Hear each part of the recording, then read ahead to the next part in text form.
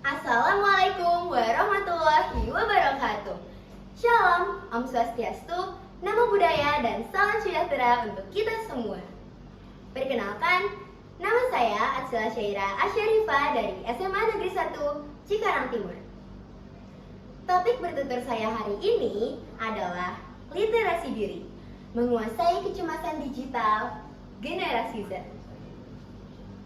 Materi saya ini bersumber dari buku yang saya baca di aplikasi Ipusnas. Menurut saya, buku ini wajib dibaca karena sangat relevan dan faktual bagi realitas generasi Z. Judulnya adalah FOMO, Insecure, dan Kesehatan Mental Pelajar, karya Sri Hajibah dan tim penulis. Mari kita bicara jujur. Kita, generasi Z, adalah generasi yang paling mahir secara teknologi, bukan? Tapi ironisnya, kita seringkali merasa paling tidak aman. Di tengah banjir postingan hidup sempurna di layar, banyak dari kita yang diam-diam terserang dua penyakit digital. Yang pertama adalah FOMO atau Fear of Missing Out, yaitu rasa cemas karena takut ketinggalan. Dan yang kedua adalah insecure, yaitu merasa diri kurang berharga. Buku ini menunjukkan sumber masalahnya, yaitu literasi digital kita timpang. Kita jago bikin story yang keren, tapi kita tidak mengerti bagaimana teknologi ini diam-diam merugikan kita. Intinya, algoritma media sosial itu dirancang supaya kita betah scrolling, suka membandingkan diri, dan terjebak dalam dunia ilusi yang serba sempurna, alias filter bubble. Hasilnya, kita malah jadi korban pasif dari teknologi yang seharusnya kita kendalikan.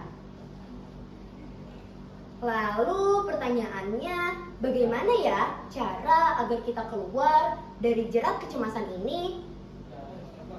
Buku ini menegaskan bahwa kita perlu berubah dari sekedar literasi informasi ke literasi diri,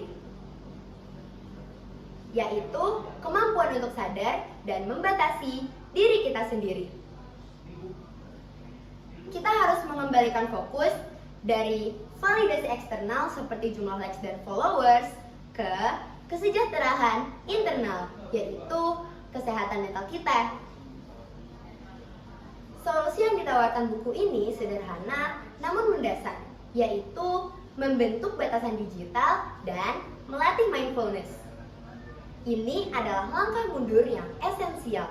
Mengetahui bahwa ponsel pintar bisa menjadi pedang bermata dua, kita sebaiknya berhenti membiarkan notifikasi mengatur suasana hati kita. Solusi self-care tentu bagus, tapi bagi generasi Z, itu tidak cukup. Kita perlu alat bantu yang sesuai dengan kebiasaan digital kita.